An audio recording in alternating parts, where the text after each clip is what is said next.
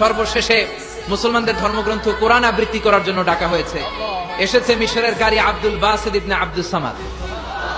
যারা ওনার তেলাওয়াত শুনেছেন দেখবেন উনি তেলাওয়াত করে আবার সময় নেয়, আধা মিনিট শ্বাস নেয়, আবার লম্বা দম নিয়ে তাল লয় নিয়ে টান দেয়, আবার পিছন থেকে টান দেয়।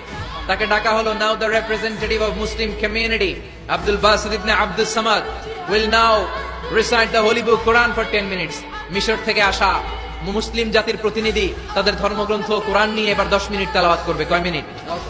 উনি দাড়ি রাখেন না, ক্লিন শেভ, পাতলা একটা চাদর আর জুব্বা পরে চলে এসেছে মাইকের সামনে, এসে আউযু বিল্লাহি মিনাশ শাইতানির রাজীম বলে টান দিয়েছে।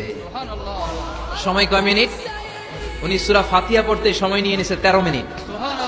শ্রীমত ভগবত গীতাওয়ালারা হাততালি দেয়, সময় শেষ, কোরআন গেছে। কিন্তু কি আজীব তামাশা, বিচারক তো লালবাতি চাপে না। বিচারককে লালবাতি চাপার বিষয়টা ভুলিয়ে দিয়েছে কে?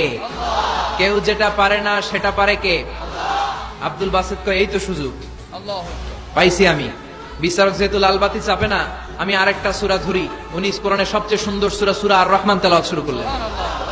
উনি উনার গলায় আল্লাহ যত সুর দিয়েছিলেন সব সুর, দরদ, আদর ঢেলে দিয়ে সুরের ঝংকার তুলে পুরো কনফারেন্সকে মাতিয়ে দিলেন। 15 মিনিট হয়ে যায়, বিচারক লালবাতি চাপে না। 20 মিনিট, 25 মিনিট, 30 মিনিট হয়ে যায়, লালবাতি চাপে না। এদিকে অর্গানাইজিং কমিটির প্রধান চেয়ার থেকে উঠে এসে বিচারকের গায়ে ধাক্কা দিয়ে বলে, এই man, what's the hell are you doing here? What's wrong with you? Why aren't you pressing the red button? লালবাতি চাপোস না কেন? ওরে ধাক্কা দেওয়ার পরে বিচারক ভূত দেখার মতো চমকে উঠছে, কি? হ্যাঁ, লালবাতি।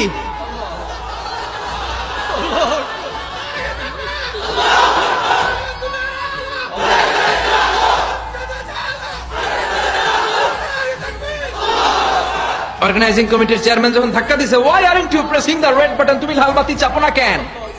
ভিমডি খেয়ে ওর সালাদ দিয়ে, কি? হ্যাঁ, লালবাতি, নীলবাতি, কোন বাতি? কোন বাতি? হুশ নাই। ওর হুশ নিয়ে গেছে কে?